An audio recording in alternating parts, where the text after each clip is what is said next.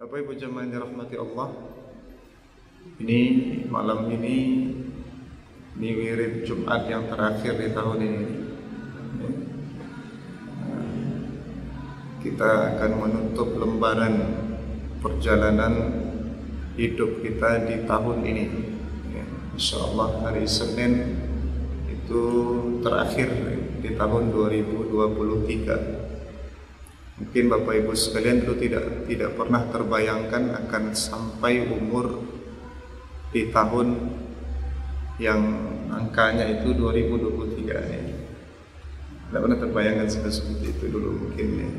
Tapi takdir Allah Subhanahu wa taala mengantarkan kita bahwa kita pun sudah berada di penghujung tahun 2023. Dan ini kita berada di hari-hari penutupan lembaran-lembaran kehidupan kita di tahun ini. Maka izinkan kami malam ini mengajak kita semua untuk memperhatikan pula bagaimana Allah menutup lembaran-lembaran terbaik yang pernah diturunkannya kepada manusia. Bagaimana Allah menutup lembaran-lembaran Al-Quranul Karim yang mulia itu.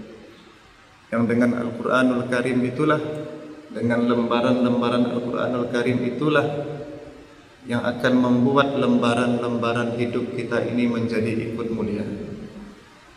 Maka di penghujung tahun ini kami mengajak Bapak Ibu sekalian untuk kembali bersama-sama kita memperhatikan dan mempelajari, mentadabburi surat yang terakhir yang Allah turunkan. Bukan, surat yang terakhir yang Allah cantumkan dari lembaran-lembaran mushaf Al-Quran itu, yaitu Suratun Nas. Suratun Nas, surat yang kami yakin kita semua sudah hafal, sudah sangat hafal sekali, bahkan mungkin dengan terjemahannya sekalian ya. Yakin sekali kami itu. Dan surat ini surat yang sangat terkenal. Kita menarik ya membaca Bapak Ibu jemaah dirahmati Allah, bagaimana para ulama memperhatikan surat ini. Dibuka Al-Quran dengan nama Allah, ditutup dengan kata manusia. Dibuka dengan kata Bismillah, ditutup dengan kata Nas. Ya Pak, minal jinnati wan nas. Maka kata para sebagian ulama bahwa Al-Quran ini tugasnya itu menghubungkan antara Allah dengan manusia. Laulah sampai terhubung Allah dan manusia, itulah sampai tugas Al-Quranul Karim. Makanya dulu Bapak Ibu jemaah dirahmati Allah, sebahagian sahabat itu kan tidak utuh mendapatkan Al-Quran ya. Tidak utuh kan? Ada yang bersama Nabi cuma sehari saja, ada yang mungkin bersama Nabi cuma 5 sepekan, ada yang 20 hari. Tidak semuanya setiap hari bersama Nabi SAW.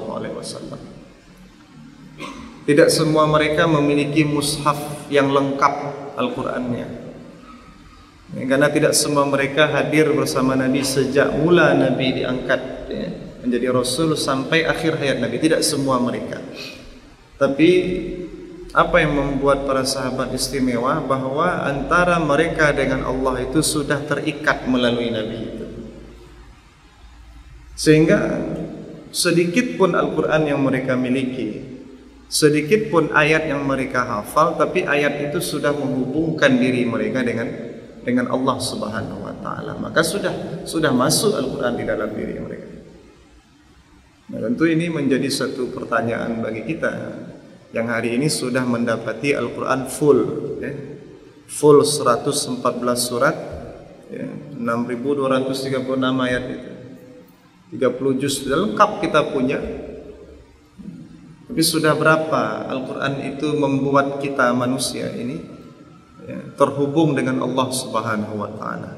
Karena itu tadi, dia dibuka dengan nama Allah dan ditutup dengan kata manusia. Ini mesti menjadi renungan kita di akhir lembaran tahun 2023 ini. Karena begitulah, di saat-saat ini akan banyak sekali kelalaian-kelalaian, akan banyak sekali. Tapi dengan kembali kita membuka lembaran surat An-Nas, Maka kita ingin mengajak semua diri, termasuk diri kami sendiri tentunya, untuk memperhatikan bagaimana Allah membicarakan manusia di surat manusia. Membicarakan manusia di surat manusia. Jadi Bapak Ibu jemaah yang dirahmati Allah, sepertinya Allah SWT itu ingin ya, ketika manusia membaca Al-Quranul Karim, diajak cerita ke sana kemari, diajak cerita sampai ke Nabi Adam, ya, diajak cerita sampai ke alam akhirat, diajak bercerita sampai ke alam jin, alam malaikat, kan seperti itu. Ke langit, ke dasar bumi, ke lautan, diajak oleh Allah dalam Al-Quran itu bercerita, berjalan kemana-mana. Tapi pada akhirnya cerita itu harus kembali kepada satu hal, yaitu tentang memahami diri kita sebagai manusia. Jadi tinggi pun ilmu kita, dalam pun pemahaman kita tentang Al-Quran, tapi kalau tidak bisa mengantarkan kita mengenali siapa kita ini sebagai manusia di hadapan Allah, maka itu belum selesai, belum sempurna. Maka di sini di surat An-Nas ini, kalau Bapak Ibu perhatikan, ya, itu ada berulang kata nas itu beberapa kali, ya. A'udzubillahi minasyaitonir rajim. Bismillahirrahmanirrahim. Qul a'udzu birabbin nas. 1. Malikin nas. 2. Ilahin nas. 3. Min syarril waswasil khannas. Itu tidak, ya. Itu khannas, alladzi yuwaswisu fi sudurin nas. 4. Minal jinnati wan nas. 5. Ada 5 kata manusia. Dapatkah kita melihat di situ bahwa Allah sedang membicarakan manusia? Aku berlindung kepada Rabb manusia. Aku berlindung kepada Raja manusia. Ya. Aku berlindung, katakanlah aku berlindung kepada ilah manusia, sembahan manusia. Min syarril waswasil khannas, dari keburukan bisikan, dari burukan bisikan dari khannas, yang mengintai-ngintai itu, setan maksudnya. Alladzi yuwaswisu fi sudurin nas, yang dia terus membisik-bisikkan ke dalam dada manusia. Minal jinnati wan nas, ada 2 kelompok mereka dari kalangan jin dan kalangan manusia. Maka menarik ketika kami mencoba membuka beberapa kalimat para ulama di beberapa tafsir, dan bertemulah kita di kalimat Imam Sya'rawi di dalam tafsirnya.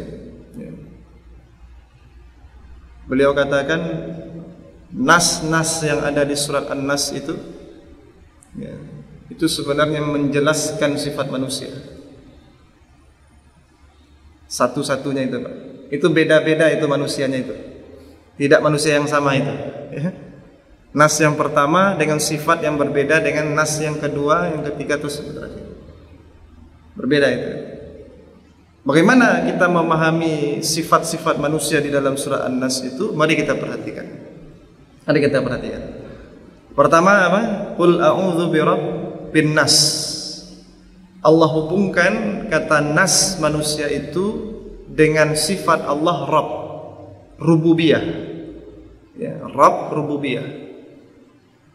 Rabb ini apa artinya? Rububiyah itu apa artinya? Tuhan yang seperti apa? Ya. Kalau kita belajar di ilmu tauhid, itu ada namanya tauhid rububiyah. Tauhid rububiyah adalah perkara mengesahkan Allah, menjadikan Allah satu-satunya, memahami Allah sebagai satu-satunya yang mencipta dan memfasilitasi segala ciptaannya itu, memberi ciptaannya itu. Perhatikan saja ayat-ayat yang pertama diturunkan Allah. Iqra bismi rabbikal ladzi khalaq. Iqra bismi rabbika, ada kata Rabb di situ. Maka Rabb yang pertama di 5 ayat yang awal turun itu, Bapak Ibu. Rabb yang pertama itu dihubungkan dengan kata khalaq. Maka turunan dari Rabb itu maknanya adalah bahwa dia mencipta. Khalaqal insana min 'alaq. Iqra wa rabb lagi dah. Wa rabbukal akram. Dihubungkan kata Rabb itu dengan sifat akram, yang maha terpuji. Karena apa dia terpuji? Karena dia memberi. Karim, karim itu orang yang dermawan. Kata Imam Ghazali, karim itu yang memberi sebelum diminta. Sudah memberi sebelum diminta, itu karim itu. Tapi Allah bukan saja karim, tapi akram. Maka rububiyah itu, tauhid rububiyah itu adalah bagaimana memahami Allah Subhanahu wa taala sebagai satu-satunya yang mencipta, ya. Lalu kemudian satu-satunya pula yang memberi, memfasilitasi, menjaga, merawat, mengatur semua yang diciptakannya. Itu Rabb.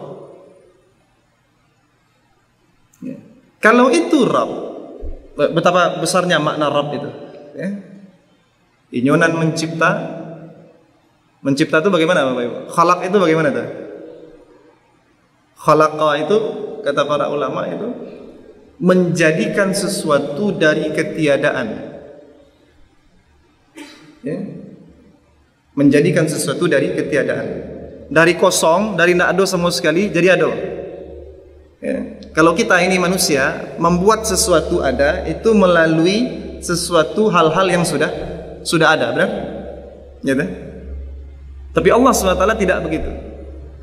Allah bisa mencipta, membuat sesuatu dari hal-hal yang sudah ada. Bahkan Allah bisa mencipta, membuat sesuatu dari sama sekali tidak ada bahan bakunya. Cukup dengan satu kata kun, kan gitu ya? Idza arada syai'an ay yaqula lahu kun fayakun. Tidak butuh Allah perangkat-perangkat macam-macam, ya. Allah cuma cukup mengatakan apa? Kun, maka jadilah.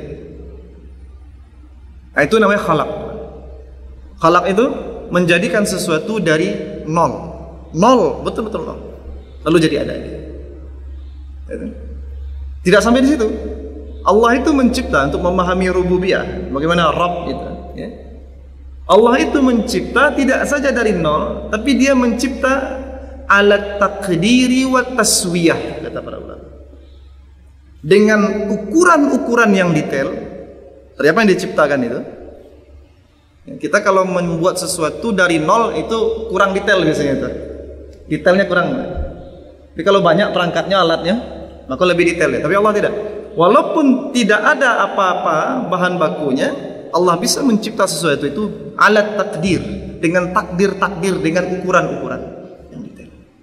Wat taswiyah, dan kokoh, sempurna. Makanya nanti di surah Al-A'la, Al-A'la, alladzi khalaqa fasawwa, taswiyah, sawwa taswiyah. Dia yang mencipta dan dia yang menyempurnakan. Maka tidak ada satupun yang Allah ciptakan kecuali sudah sempurna dan kokoh.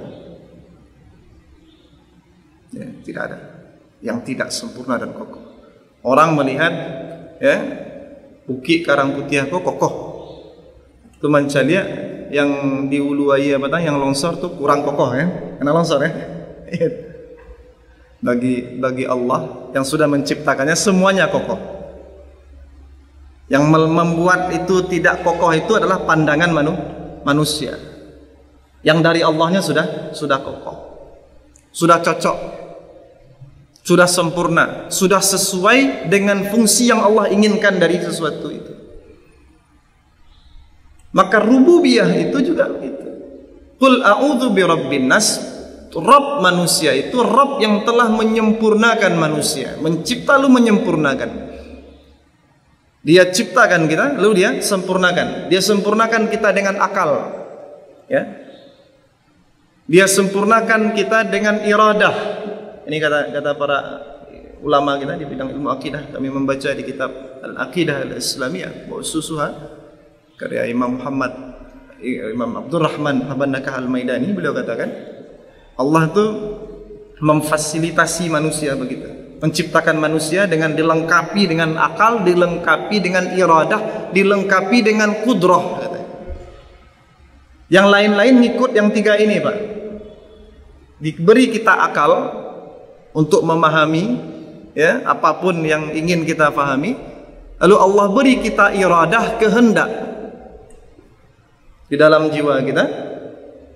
Lalu dengan kehendak itu Allah sempurnakan. Akal kehendak itu belum selesai itu, belum sempurna kita. Allah sempurnakan dengan kudrah, kemampuan untuk mengeksekusi apa yang kita inginkan, yang apa kita pikirkan. Pernah tidak kita memahami manusia seperti itu? Hanya para ulama itu memahami begitu. Itu Allah khalaqa fasawwa.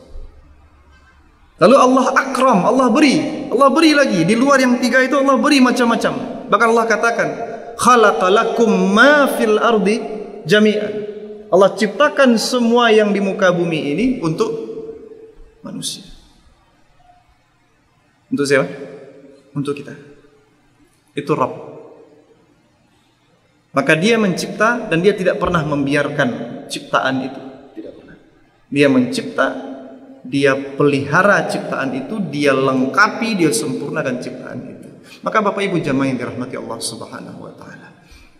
Maka dalam surat An-Nas kata Imam Asy-Sya'rawi tadi, ketika kita ngerti, paham bahwa kita sedang berurusan dengan Rabb manusia. Di situ ya. Rabb manusia. Artinya apa sifat manusianya di situ? Bahwa manusia adalah satu makhluk yang merbub, kata beliau, yang diciptakan dan disempurnakan, diatur, dijaga, dirawat. Kita ini Pak, manusia ini bukan makhluk yang dilepas begitu saja. Bapak Ibu pernah melihat channel National Geographic, nonton channel National Geographic? Ada orang peneliti ilmuwan itu menangkap singa, ya, kecil-kecil masih, ya, karena tidak ada, mungkin induknya sudah mati, ya, dirawat. Lalu kemudian semakin besar dia, singa itu dipasangi chip atau apalah gitu ya, kamera atau apa, dipasang itu di badannya. Lalu kemudian dilepas ke hutan dia. Untuk apa? Untuk terus memantau perkembangannya, untuk terus menjaganya. Seandainya dia butuh sesuatu, maka tim ini bisa kemudian menyelamatkan, bisa memantau kemana saja geraknya, apa saja yang dilakukannya, apa yang sudah dibuatnya, sudah berkembang biak atau belum, ya. Allah melakukan lebih dari itu kepada kita. Maka kita manusia adalah makhluk yang tidak dilepas begitu saja ke dalam kehidupan, tapi makhluk yang dipelihara oleh Allah di dalam kehidupan ini. Kita menutup akhir tahun ini, kita harus ngerti bahwa diri kita ini dijaga Allah. Lahu mu'aqibatum min baini, lahum mu'aqibatum min baini aydihim wa min khalfihim. Di surah Ar-Ra'd. Ya. Lahu mu'aqibatum min baini aydihim wa min khalfihim. Manusia itu, tiap-tiap manusia itu Allah siapkan, bahkan dalam hidup ini ada malaikat-malaikat yang menjaga di depan dan di belakang. Kita merasakan itu enggak? Kita rasa sepanjang itu kalau bara umur gini. Ada enggak kita merasakan bahwa Allah itu tidak saja menjaga kita dengan materi, tidak.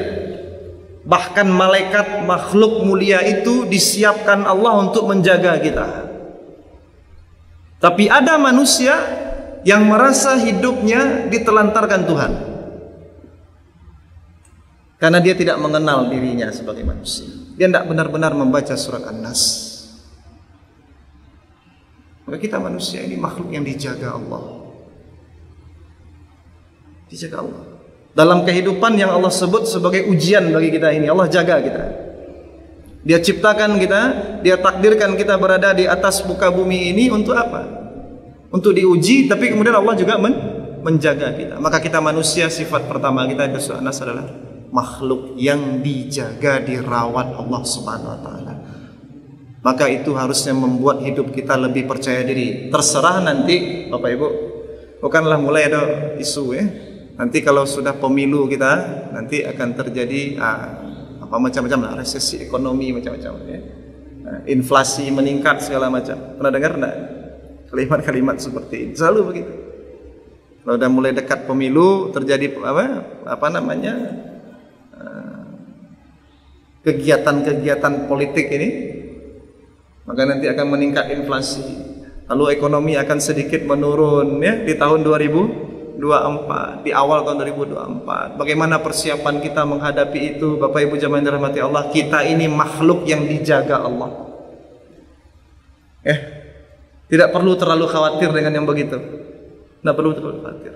Selama ini yang memfasilitasi kita hidup adalah Allah, bukan sistem ekonomi itu.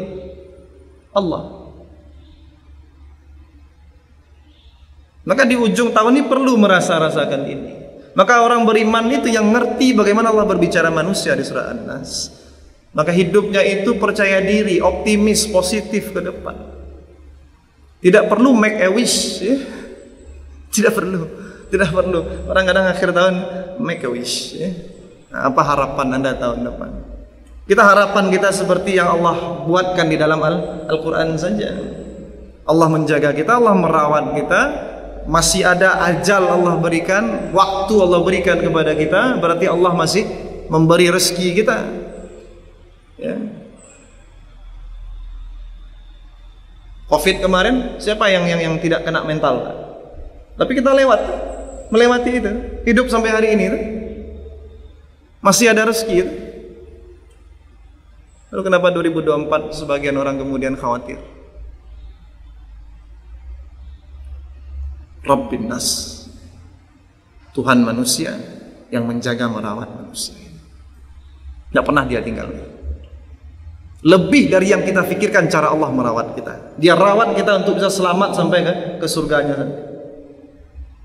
Yang tidak mau masuk ke dalam penjagaan Allah saja yang akan masuk neraka itu. Ya? Yang mau ikut dengan penjagaan Allah, bagaimana Allah menjaga, dia akan selamat itu. Insya Allah. Allah turunkan Al-Quran, Allah utus Nabi Muhammad SAW untuk apa? Menjaga kita manusia. Itu Rabb. Itu nomor satu. Maka pahamilah bahwa sifat manusia di surah An-Nas yang pertama adalah manusia adalah makhluk yang tidak dilepas begitu saja dalam hidup ini. Tapi dia dijaga, dirawat, dipelihara, dituntun Allah Subhanahu wa Ta'ala. Ditundukkan semua yang di langit dan di bumi untuk kemaslahatan kebaikan manusia. Satu. Yang kedua apa? Malikin Nas. Malik artinya raja. Maka kata Imam Sya'rawi ya, kalau Allah adalah rajanya manusia, maliknya manusia, maka manusia itu adalah mamluknya. Mamluk yang dikuasai oleh Allah SWT. Raja bagaimana menguasai, Pak? Apa yang dikuasai oleh raja? Apa yang bisa dibuat raja terhadap yang dikuasainya? Tak akan katakan semuanya. Dia bisa buat apa saja. Itu bedanya antara Malik, kata para ulama, dengan Malik. Nanti di surah Al-Fatihah kan ada Malik Yaumiddin. Malik pemilik ya. Pemilik itu yang bertindak bebas terhadap apa yang dia miliki. Itu pemilik. Tapi kalau raja, dia bertindak bebas terhadap apa yang dia miliki dan yang dimiliki oleh orang lain. Itu raja itu. Ya. Begitu ya? Dan Allah adalah raja manusia. Dan semua ini adalah milik Allah Subhanahu wa Ta'ala. Maka artinya mamluk itu apa? Manusia sebagai mamluk itu artinya apa? Manusia yang tidak bisa keluar dari kekuasaan Allah Subhanahu wa Ta'ala. Ya, sudahlah tadi manusia tadi dijaga, kemudian manusia itu punya sifat lagi yang kedua, dikuasai, dikendalikan oleh Allah Subhanahu wa Ta'ala, diatur, ditetapkan takdirnya oleh Allah. Maka siapapun manusia takkan bisa keluar dari takdir Allah. Secerdas apapun dia, sekuat apapun dia, tidak akan bisa melawan takdir Allah Subhanahu wa Ta'ala. Tidak akan bisa. Fir'aun disebut-sebut berulang-ulang di Al-Quran karena Fir'aun punya kekuasaan paling hebat dulu kala. Sebagai seorang raja, sebagai seorang pribadi, dia adalah manusia yang paling kuat waktu itu. Tidak ada yang bisa di atasnya lagi. Tapi takdir Allah berkata lain. Tidak bisa dia keluar dari takdir Allah. Bahkan saat-saat dia ingin selamat dengan kalimat iman pun Allah tidak terima. Dan takdir Allah untuk dia sudah ditetapkan. Bapak Ibu jemaah yang dirahmati Allah. Maka kita ini manusia, orang-orang yang harus terus berada di dalam takdir ketentuan Allah Subhanahu wa taala, penguasaan Allah Subhanahu wa taala. Maka buat sajalah hidup ini berada di bawah kuasa Allah. Jangan kita merasa di atas. Kata Allah apa? Kesombongan adalah sifatku, adalah pakaianku. Tidak ada yang pantas memakainya, hanya Allah Subhanahu wa taala. Maka siapa yang merasa dia bisa mengendalikan hidup, dia bisa menguasai kehidupan, ini orang-orang yang kelak akan bertemu dengan Malikin Nas, dengan raja manusia, dan raja itu akan menaklukkan, mesti menaklukkan. Maka begitu pula ya, nanti ini tahun politik kita ini, tahun bulan Februari itu, menang pun siapalah yang menang nanti dalam pesta politik ini, siapapun yang menang nanti ya, jadi presiden, jadi anggota DPRD semuanya ya, siapapun yang menang, maka dia bukanlah raja. Ada lagi raja di atas itu. Dia bukan pengendali semuanya, ada lagi yang mengendalikan di atas. Dia harus menyadari itu. Dia harus tunduk kepada raja manusia. Maka artinya apa Malikin Nas itu? Bahwa kita manusia adalah makhluk-makhluk yang harus tunduk kepada Allah Subhanahu wa taala. Terimalah takdir Allah itu dengan husnuzan kita. Hanya husnuzan, hanya iman yang bisa menerima takdir Allah dengan baik. Tidak ada yang lain. Kalau hilang iman, maka tidak akan bisa manusia menerima takdir Allah dengan baik. Ketika tidak bisa menerima takdir Allah dengan baik, ini ujungnya nih penyesalan, lalu putus asa, lalu kerusakan. Waliyahzubillah. Hari ini banyak problem generasi muda kita itu. Sebentar masalah kecil, ya, putus cinta, ya, WA tidak dibalas, ya, telepon tidak diangkat, stres. Orang sekarang ini diantara penyakitnya kan itu, mudah sekali stres. Hanya gara-gara apa? Telepon nggak diangkat, ya, surat apa? WA tidak dibalas, stres. Tidak bisa masuk dalam takdir Allah. Ingin semuanya dia yang mengendalikan. Waspada. Kita keluar dari sifat yang kedua. Kalau begitu, sifat yang kedua apa itu? Bahwa kita adalah mamluk, bahwa kita manusia adalah yang dikuasai oleh Allah SWT. Maka tidak ada penguasa yang lebih baik daripada Allah SWT. Tidak ada. Siapa yang sudah hidup di tiga periode di sini? Apa ya? Orde lama, orde baru, orde reformasi. Apa? Ada yang lebih baik dari Allah. Berkuasa. Semua punya kebaikan, tapi juga semua punya kelemahan. Hari ini kita bisa menyebut-nyebut apa? Wenak zamanku tuh. Hari ini, dulu waktu orde baru berkuasa, tidak ada kalimat begitu keluar. Karena penguasa terbaik hanya Allah Subhanahu wa taala. Lalu yang ketiga, Masya Allah, ilahin nas, makluh, maka manusianya adalah manusia yang menyembah Allah Subhanahu wa taala. Manusia yang beribadah patuh kepada Allah. Karena Allah itu ilah, dia yang disembah, dia yang dipatuhi. Mematuhi Allah berarti membebaskan diri. Mematuhi Allah berarti memerdekakan diri. Maka menghadapi 2024, masuklah ke dalam kepatuhan kepada Allah, Bapak Ibu. Kalaupun kita akan patuh kepada makhluk, jangan keluar dari nilai-nilai kepatuhan pada Allah Subhanahu wa taala. Maka hidup kita bebas, hidup kita merdeka. Merdeka. Allah memberikan perumpamaan dalam Quran. Bagaimana? Coba perhatikan kata Allah. Seseorang menjadi budak dari satu orang, bandingkan dengan seseorang menjadi budak dari beberapa orang. Mana yang lebih aman urusannya kata Allah? Mana yang lebih aman, Pak? Kau seorang jadi budak suruhan dari satu orang, yang seorang lain ya budak suruhan dari beberapa orang. Mana yang lebih aman urusannya? Lebih selesai urusannya? Nan surang bosnya, coba bos kau banyak. Dan hati-hati kata Allah dalam Quran, di antara manusia ada yang membuat bosnya itu adalah hawahu. Ittakhadha ilahahu hawahu. Dia buat bosnya itu adalah hawa nafsunya, keinginan-keinginannya. Ini di ujung-ujung tahun ini berapa banyak sekali keinginan. Ya, diambil di Allah. Banjir di sana, longsor di sana, terban jalan di sana, gunung meletus, tutup pendakian, ya. Ya. Hati-hati. Orang keinginan itu banyak. Orang yang selalu memperturutkan keinginan berarti ilahnya adalah, yang dipatuhinya, Tuhannya, sembahnya adalah keinginan.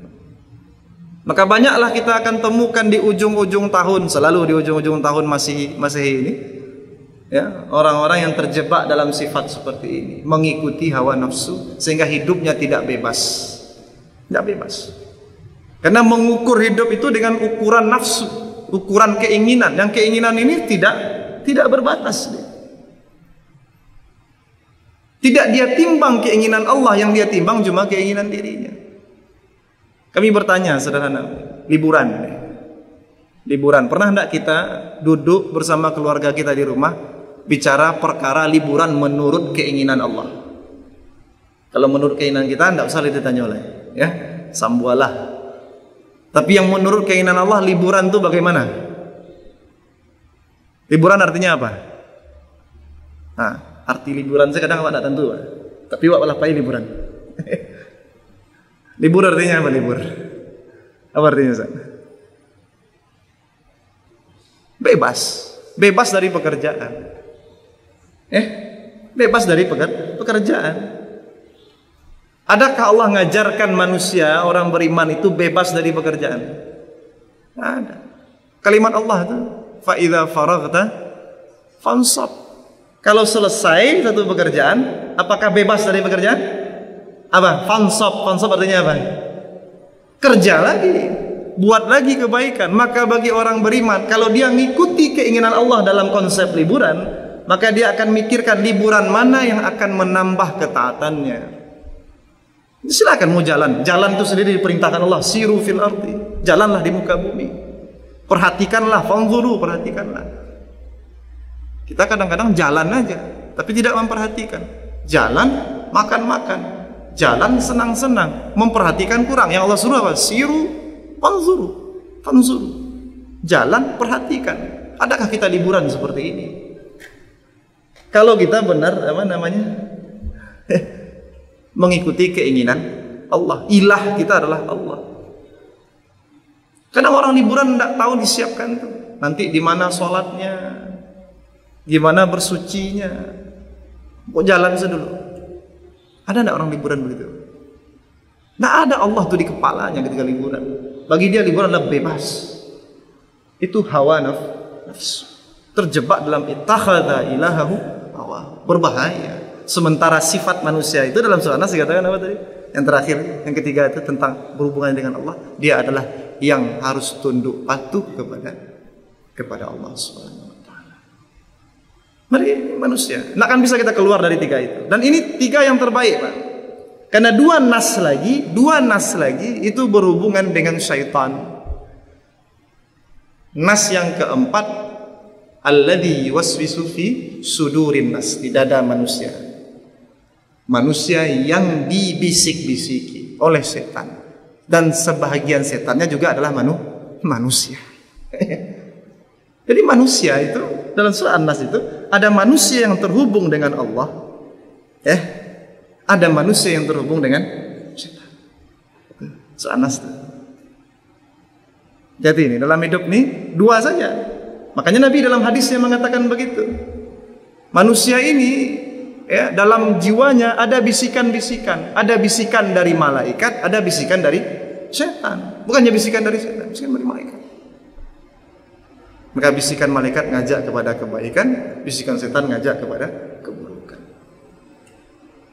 Nah, kita ini sekarang nih di ujung tahun nih sedang nih, ya bagian yang mana? Manusia yang mananya? Manusia yang dihubungkan dengan Rabbin Nas, Malikin Nas, Ilahin Nas kah? Atau manusia yang yuwaswisu fi sudurin nas minal jinnati wan nasnya? Manusia yang mananya kita? Pilih. Kalau tidak masuk ke sisi Tuhan, maka akan ditangkap oleh setan. Itu saja. Tidak ada yang di tengah-tengah, Bapak Ibu. Tidak ada. Ya. Hidup ini kalau tidak sedang taat, maka akan cenderung kepada maksiat. Pertamanya tidak maksiat. Maksiat dibuka oleh kelalaian, kata para ulama. Kelalaian, ghaflah namanya. Ghaflah itu seperti setetes air. Setetes air yang mula-mula mengalir, turun, ya, kemudian diikuti oleh air bah. Tidak ada air bah yang banyak kecuali kata para ulama kita, kecuali dimulai dengan setetes air. Tidak ada dosa maksiat kecuali dimulai dengan satu kelalaian. Dan itu mana penyakit orang di akhir tahun, membiarkan diri masuk ke dalam kelalaian. Wal iyazu billah. Maka masuklah kita ke dalam manusia yang tiga pertama itu. Manusia yang menyadari bahwa dia dijaga oleh Tuhan. Manusia yang menyadari dia dikuasai oleh Tuhan. Manusia yang menyadari bahwa dia harus menghadirkan kepatuhan pada akhirnya kepada Tuhan. Maka di kepalanya sebelum dia melaksanakan keinginannya, dia timbang dulu keinginan-keinginan Tuhan Allah Azza wa Jalla. Hendaknya kita begitu di akhir tahun. Jadi kita menutup lembaran hidup kita, ngambil pelajaran dari bagaimana Allah menutup lembaran Al-Quranul Karim. Bapak Ibu jamaah dirahmati Allah. Begitu. Abi ketua sementara. Ya. Sebenarnya banyak hal. Ini kita baru bicara soal manusianya, sifat-sifat seperti itu. Surat An-Nas surat yang luar biasa. Lalu seluruh manusia itu Pak, yang apapun lah modelnya, ya. Mau model yang dekat dengan Tuhannya atau yang dekat dengan bisikan setannya, ya. Itu semuanya manusia yang lemah. Karena ternyata kita ini Bapak Ibu, untuk menahan bisikan setan, bisikan saja, kita harus minta tolong kepada Allah. Qul a'udzu birabbin nas. Coba bayangkan. Untuk menolak bisikan, berapalah lemahnya bisikan. Babisi orang enggak Pak? Ya.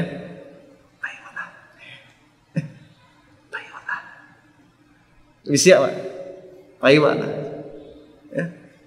Menolak kata paiwa lah itu kita butuh a'udzu birabbin nasi malikin nasi ilahin nas. Aku harus berlindung kepada Allah, minta pertolongan Allah. Berlindung artinya lemah. Ya enggak? Berlindung artinya apa? Lemah. Karena nan minta perlindungan dan lemah, enggak ada nan kue minta perlindungan. Bahkan kita menolak bisikan saja kita enggak bisa. Betapa lemahnya kita. Maka surah An-Nas menunjukkan kelemahan manusia itu ada pada sini, yang berada di dalam dadanya, yaitu di hatinya, ya. Bahkan hati itu tidak bisa menolak sendiri bisikan-bisikan kecuali dengan pertolongan Allah Subhanahu wa Ta'ala. Jangan gadang-gadang lah, dan bisikan saja tidak bisa ditolak. Pada kelemahnya manusia. Makanya hati-hati, kenali diri kita. Kenali diri kita, maka kita akan lebih mudah mengenali Tuhan kita. Dan ketika kita mengenali Tuhan kita, Bapak Ibu jemaah dirahmati Allah, maka hidup ini akan jauh lebih jelas arahnya. Ketidakjelasan hidup manusia itu tidak lain karena jauhnya dia dari Tuhan, dari Allah Subhanahu wa Ta'ala. Allah sudah katakan begitu. Faman tabi'a hudaya fala khaufun 'alaihim wala hum yahzanun. Siapa yang mengikuti petunjukku, maka tidak ada kekhawatiran dalam hidupnya dan tidak ada kesedihan. Artinya yang ada apa? Kebahagiaan, kejelasan di dalam hidup. Jadi kalau nampak itu mulai goyang-goyang, tidak jelas kemana arah, itu tandanya kita lagi jauh dari Tuhan. Gitu aja. Tarik lagi. Oh, saya ini dengan Tuhan begini. Saya ini sifat saya dengan Tuhan begini. Lihat lagi surah An-Nas. Balikkan sifat-sifat itu, hadirkan kembali dalam hidup kita. Insya Allah, Allah perbaiki hidup kita. Karena hidup ini tak selesai oleh kita. Yang akan memperbaiki diri kita adalah Allah Subhanahu wa Ta'ala. Maka kita minta kepada Allah. Surah An-Nas mengajarkan, mintalah kepada Allah agar Allah lindungi, agar Allah perbaiki, agar Allah tuntun hidup ini kepada kejelasan ujung dan tujuan dari hidup ini. Itu mungkin yang bisa kami sampaikan. Waktu kita sudah habis. Dan semoga kita semua di penghujung tahun ini termasuk orang-orang yang tetap mempertahankan ridha Allah Subhanahu wa Ta'ala dalam hidup masing-masing. Aqulu qawli hadza subhanakallahumma wa bihamdika asyhadu an la ilaha illa anta wa nastaghfiruka wa natubu ilaik. Wa sallallahu ala sayyidina Muhammadin wa ala alihi wa sahbihi wa sallim. Walhamdulillahi rabbil alamin. Billahi taufiq wal hidayah. Wassalamu alaikum warahmatullahi wabarakatuh.